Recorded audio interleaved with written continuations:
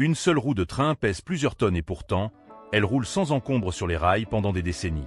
Un seul rail, s'étirant sur 100 mètres et pesant plus de 6 tonnes, peut supporter des dizaines de milliers de charges lourdes sans se déformer.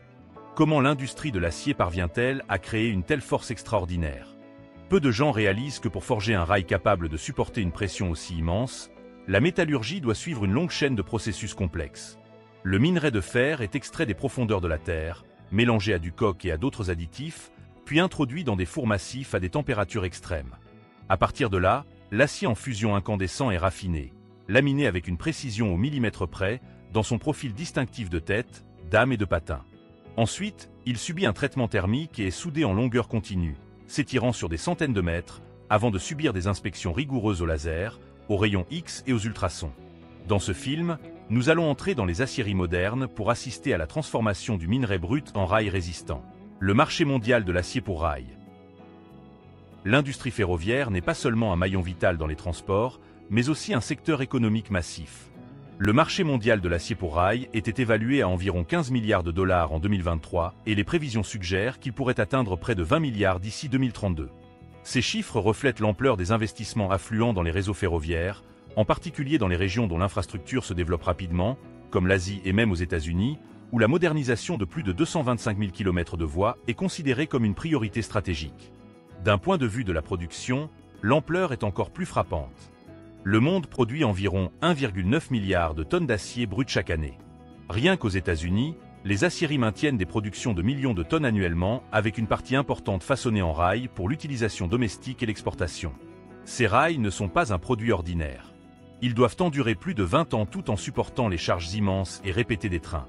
À bien des égards, chaque rail agit comme une bouée de sauvetage de l'infrastructure moderne, assurant la stabilité, la sécurité et l'efficacité à travers le réseau ferroviaire. Extraction et traitement des matières premières. Le voyage d'un rail ne commence pas dans une usine, mais dans les profondeurs de la Terre. Son ingrédient le plus important est le minerai de fer et pour l'atteindre, d'immenses mines à ciel ouvert sont creusées dans le paysage. Ici, des pelles hydrauliques aussi hautes que des immeubles de 3 étages et des camions à benne ultra lourds travaillent sans relâche. Chaque benne peut soulever des dizaines de tonnes de roches en un seul mouvement. Mais avant que les machines ne puissent bouger, les ingénieurs doivent d'abord forer des trous qui plongent à des dizaines de mètres dans le sol. Une précision au centimètre près est requise car ces trous seront remplis d'explosifs industriels et le dynamitage lui-même n'a rien d'aléatoire. Chaque charge est calculée avec soin afin que des milliers de tonnes de roches soient fracturées, mais que le minerai à l'intérieur reste intact. Une fois la poussière retombée, les camions et les pelles se remettent au travail, transportant le minerai vers la station de concassage primaire. Dans certaines zones géologiques, l'extraction se fait en souterrain à l'intérieur de tunnels renforcés. Le minerai est gratté, chargé sur des convoyeurs ou de petits wagons, et transporté à la surface. Les machines apportent la puissance, mais les gens restent le cerveau de l'opération. Ils calculent les charges explosives, guident la machinerie, surveillent la sécurité et inspectent chaque charge de minerai. Chaque tonne qui sort de la mine est bien plus qu'une simple roche cassée. C'est la fondation de l'acier, et finalement, des rails qui transporteront des trains en toute sécurité pendant des décennies. Une fois le minerai extrait de la mine, il ne peut pas être utilisé tout de suite. Les blocs de roches massifs doivent d'abord passer par une étape essentielle, le concassage. À l'intérieur des usines de traitement, de puissants rouleaux d'acier et des broyeurs à marteau fonctionnent en continu, décomposant des blocs pesant des dizaines de tonnes en petites particules uniformes. La taille de ces particules n'est pas un accident, elle est étroitement contrôlée. Si les morceaux de minerai sont trop grands, ils ne fondront pas complètement dans le four. S'ils sont trop fins, le mélange devient instable pendant le mélange. Ce n'est que lorsque le minerai atteint la taille précise requise qu'il peut être déplacé vers l'étape suivante, où il est mélangé avec du coke et des matériaux fondants, dans d'énormes chambres de mélange. De gigantesques palettes tournent sans relâche, assurant que chaque grain de minerai et d'additifs est réparti uniformément. Cette étape peut sembler simple, mais elle est critique. Elle garantit que la composition chimique du mélange est équilibrée, posant les bases de l'acier, avec la force et la durabilité exigées d'un rail. À partir de ces particules soigneusement préparées, la transformation vers l'acier commence, un processus qui produira finalement des rails assez solides pour supporter le poids des trains pendant des décennies. Fabrication de l'acier. Lorsque le minerai a été finalement broyé et mélangé dans les bonnes proportions, le voyage entre dans sa phase la plus critique, la fabrication de l'acier. C'est le cœur même du processus de production des rails. Des brûleurs à haute puissance travaillent en tandem avec des capteurs infrarouges qui scannent constamment chaque point à la surface de la billette, s'assurant que l'acier ne refroidit pas trop vite. Même une légère baisse de température pourrait durcir la surface, entraînant des fissures ou une déformation pendant le laminage. Une fois stabilisées, les billettes se déplacent vers la ligne de préparation au laminage. Ici, d'énormes rouleaux résistants à la chaleur, entraînés par des moteurs hydrauliques et des boîtes de vitesse robustes, commencent à façonner leur longueur et leur section transversale. Le système est programmé pour affiner la pression et la vitesse de rotation pour chaque paire de rouleaux, distribuant la force uniformément et prévenant les contraintes localisées. Ce qui rend cette étape remarquable, c'est l'intégration transparente de la mécanique et de l'électronique. Un ordinateur de contrôle central collecte des données en temps réel à partir de dizaines de capteurs et ajuste instantanément le processus. Chaque mouvement s'aligne parfaitement, comme les engrenages d'une horloge de précision, produisant des billettes qui sont allongées, aplaties et prêtes pour le processus de façonnage final.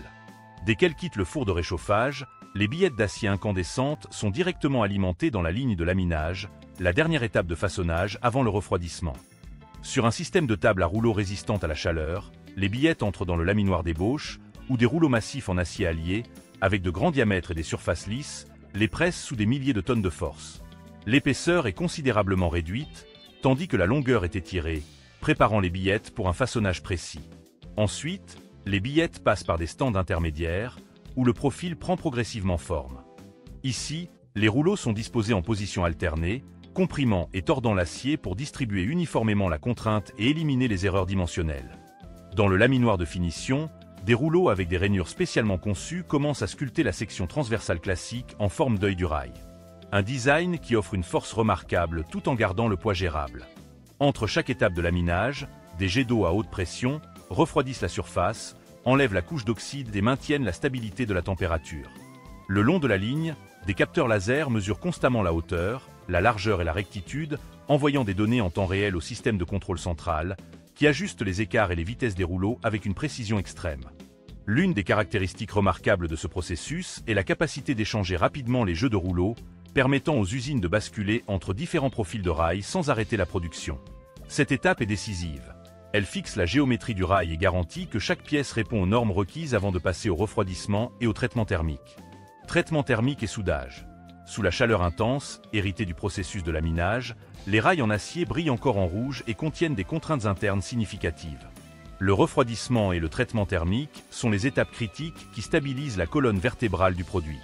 Immédiatement après avoir quitté les laminoirs, les rails passent par un système de pulvérisation d'eau à haute pression, où une brume dense enveloppe toute leur surface. La vitesse et le volume de l'eau sont étroitement contrôlés pour assurer un refroidissement uniforme sur toute la longueur, prévenant le gauchissement ou la fissuration.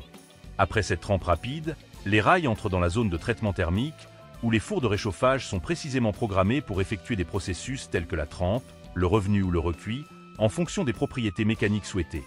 La combinaison d'un refroidissement immédiat et d'un chauffage contrôlé ultérieur améliore non seulement la force et la durabilité, mais garantit également que les rails conservent leur profil distinctif en forme d'œil, avec des bornettes et des lignes épurées. Cette étape est ce qui garantit que les rails finis peuvent résister aux énormes charges répétées du trafic ferroviaire, tout en maintenant une stabilité à long terme. En équilibrant soigneusement la température et le temps, les ingénieurs donnent à chaque rail la résilience dont il a besoin pour servir de manière fiable pendant des décennies, sur certains des systèmes d'infrastructure les plus exigeants au monde. Fraîchement sortis du traitement thermique, les rails se déplacent directement vers la ligne de soudage, où des sections individuelles sont jointes en longueur continue. Les rouleaux de guidage travaillent en tandem avec des capteurs laser pour s'assurer que les extrémités des rails s'alignent avec une précision absolue. Un soudeur à l'arc à haute puissance libère une chaleur intense, faisant fondre les bords de l'acier tandis que la pression hydraulique les force ensemble en une liaison transparente. Immédiatement après, un système de meulage automatisé lisse tout excès de matériaux, laissant la surface de soudure parfaitement au niveau du corps du rail. L'ensemble de l'opération est supervisé par un système de contrôle central, qui affine constamment les variables telles que la température, la pression et le chronométrage. Le résultat est un joint si solide que sa durabilité correspond à celle de l'acier massif lui-même. Ce processus de soudage de longs rails transforme des segments plus courts en des voies continues s'étirant sur des centaines de mètres, des rails qui transporteront des trains à grande vitesse, avec un minimum de vibration et avec une force construite pour durer des décennies. Contrôle de la qualité. Les rails finis se déplacent vers la zone d'inspection de la qualité, où chaque détail est scruté avec précision. Des capteurs optiques et des caméras à haute vitesse scannent toute la surface, capturant des images à un niveau qui peut voir à travers la moindre rayure. Les données sont ensuite traitées par un logiciel d'analyse d'images avancé, détectant toute déviation de forme, de couleur ou de texture. En même temps, des appareils à ultrasons et des scanners à rayons X sondent profondément à l'intérieur de l'acier, s'assurant qu'il n'y a pas de défauts cachés, comme des fissures internes ou des poches de gaz. Pour compléter ces scans, des échantillons sélectionnés au hasard sont soumis à des tests mécaniques rigoureux. Des machines puissantes étirent, compriment et pressent l'acier, tandis que des testeurs de dureté mesurent la résistance à la déformation. Tous les résultats sont soigneusement enregistrés et stockés, permettant à chaque rail d'être tracé jusqu'à son lot de production. Seuls ceux qui répondent à l'ensemble des critères gagnent le sceau d'approbation, confirmant qu'ils sont aptes au service. Une fois certifiés, les rails sont autorisés à être emballés et distribués, prêts à être expédiés vers les chantiers de construction, où ils deviendront une partie des lignes ferroviaires de demain. Processus de transport et d'installation. Depuis l'usine, les rails sont transportés vers le chantier de construction sur des remorques surdimensionnées, solidement fixées pour éviter les secousses ou les flexions. Une fois sur place, les sections d'acier sont déchargées par des grues et des chariots élévateurs spécialisés et placées dans la zone de préparation désignée. À partir de là, le travail qui exige des compétences humaines et de l'expérience commence. Les installateurs suivent des dessins structurels pour positionner chaque rail en utilisant des niveaux laser et des instruments d'arpentage pour contrôler l'alignement et la pente. Les joints temporaires sont d'abord fixés avec des boulons avant d'être soudés ou serrés de manière permanente. Tout au long du processus, les travailleurs communiquent constamment via des radios pour synchroniser leurs actions et assurer des connexions parfaites. La machinerie assiste principalement pour soulever et tenir les rails, tandis que les ajustements fins, l'alignement et la finition dépendent presque entièrement de la compétence et de la coordination de l'équipe d'installation. C'est ce travail méticuleux qui détermine la stabilité et la sécurité de l'ensemble du système ferroviaire pour les décennies à venir. Sous des revêtements protecteurs et des soudures solides, chaque structure en acier est le résultat de centaines d'heures de travail, combinant la puissance des machines avec les mains des travailleurs qualifiés. De la mine au chantier de construction, chaque étape contribue à créer la colonne vertébrale des ponts, des usines et des gratte-ciels imposants. En regardant ce voyage, l'acier se révèle être plus qu'un simple matériau, il est le fondement de la modernisation. Si vous aimez cette vidéo et que vous souhaitez découvrir d'autres processus de fabrication impressionnants comme celui-ci, restez bien jusqu'à la fin de la vidéo, car ce qui suit va être tout aussi fascinant et intéressant. Et n'oubliez pas de liker, de vous abonner et d'activer la cloche pour ne rien manquer.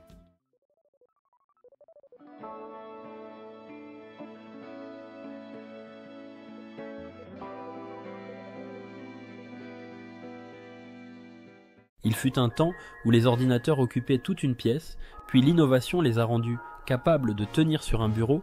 Aujourd'hui, ils se sont transformés en machines portables capables de tenir sur vos genoux, et désormais les portables sont plus petits et plus puissants que jamais. Découvrez une technologie de pointe et laissez-vous surprendre par la puissance à portée de main. Chaque étape de fabrication cache une précision incroyable, et ce que vous allez voir pourrait bien changer votre regard sur l'électronique. Au cœur de cet ordinateur se trouve la carte mère, le véritable cerveau de l'appareil, fabriqué à partir d'un circuit imprimé sophistiqué. Un réseau de lignes en cuivre forme le chemin par lequel transiteront tous les composants électroniques. Une machine automatisée applique un pochoir de précision, puis dépose de la pâte à souder sur les zones spécifiques du circuit. Une caméra à haute définition prend des clichés, envoyés à un système d'analyse intelligent.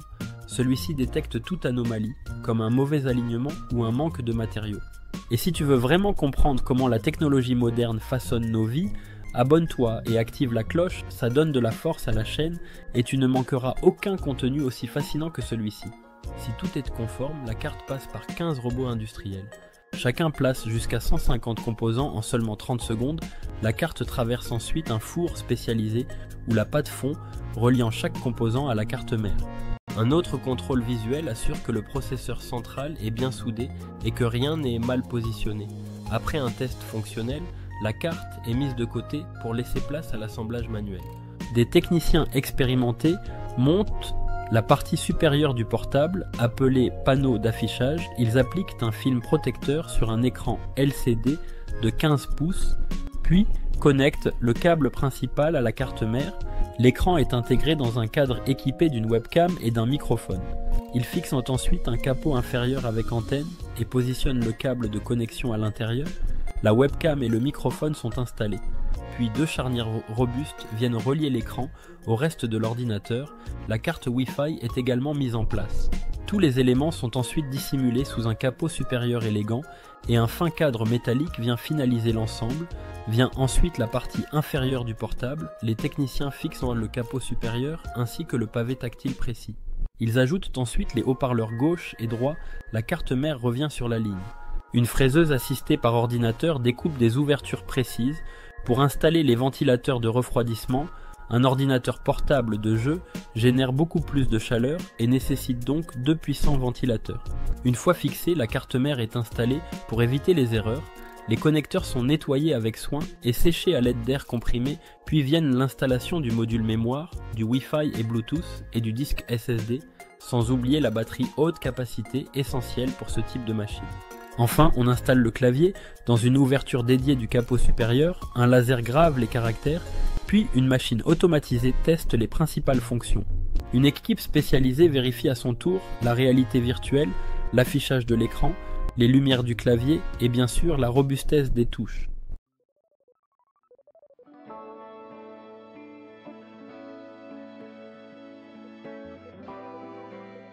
As-tu déjà pris un moment pour te demander comment sont fabriquées ces petites briques colorées que tu utilisais étant enfant?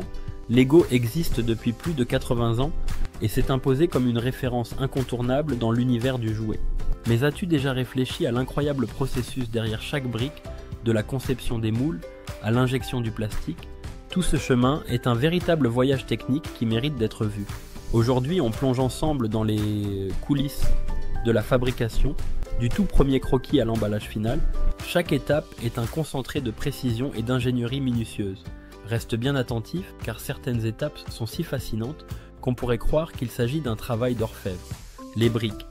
Lego existe sous des formes très variées, de la classique 2x4 à des pièces bien plus complexes aux fonctions spécifiques. Mais alors, d'où viennent toutes ces formes inédites et comment sont-elles imaginées? C'est là qu'interviennent les designers Lego, plus de 200 créateurs venus d'horizons aussi divers que le design industriel, l'architecture ou encore le graphisme. Ils utilisent un subtil mélange de créativité, de maîtrise technique et d'outils numériques avancés pour donner vie à leurs idées. Tout commence par une phase de brainstorming où les idées prennent forme à travers des croquis ou des prototypes physiques. Puis ces concepts sont modélisés sur ordinateur pour garantir une compatibilité parfaite avec les autres briques, car l'interconnexion entre chaque pièce est au cœur de l'expérience Lego. Si tu trouves ce processus aussi passionnant que nous, pense à t'abonner à la chaîne et à activer la cloche.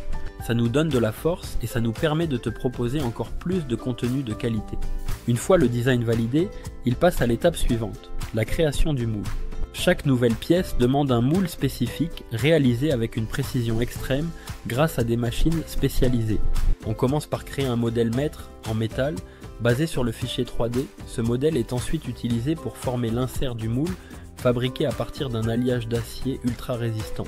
Ce composant est ensuite usiné à l'aide de la technologie EDM qui permet une découpe de haute précision via des étincelles électriques. Le tout est fixé dans une base en aluminium qui canalise le plastique fondu à travers les cavités du moule. Mais avant d'être utilisé, chaque moule est soumis à une batterie de tests rigoureux. Grâce à un tir d'essai, on vérifie la qualité, la forme et la régularité du résultat. Une fois validé, le moule est installé dans une machine d'injection plastique qui va donner vie aux briques elles-mêmes. Les granulés de plastique, souvent en ABS, sont chauffés, puis injectés dans le moule à haute pression. Le tout se solidifie rapidement et donne naissance à la brique finale. Les pièces sont alors éjectées, puis minutieusement inspectées et triées selon leur forme et couleur. Certaines briques sont faites de plastique uni, d'autres utilisent des couleurs multiples grâce à un système de co-injection ultra sophistiqué. Même les éléments comme les roues, les portes ou les mini-figurines sont produits via ce processus d'injection avancé, parfois suivi d'étapes supplémentaires comme la peinture ou l'impression. Puis vient la phase de finition où l'on retire le sprue, ce petit excédent de plastique grâce à des techniques de découpe et de ponçage de précision. Ensuite, on ajoute les détails finaux, logos, motifs ou autres marquages essentiels. Chaque brique est ensuite triée automatiquement, puis emballée, souvent en sachet ou en boîte, prête à être expédiée dans le monde entier.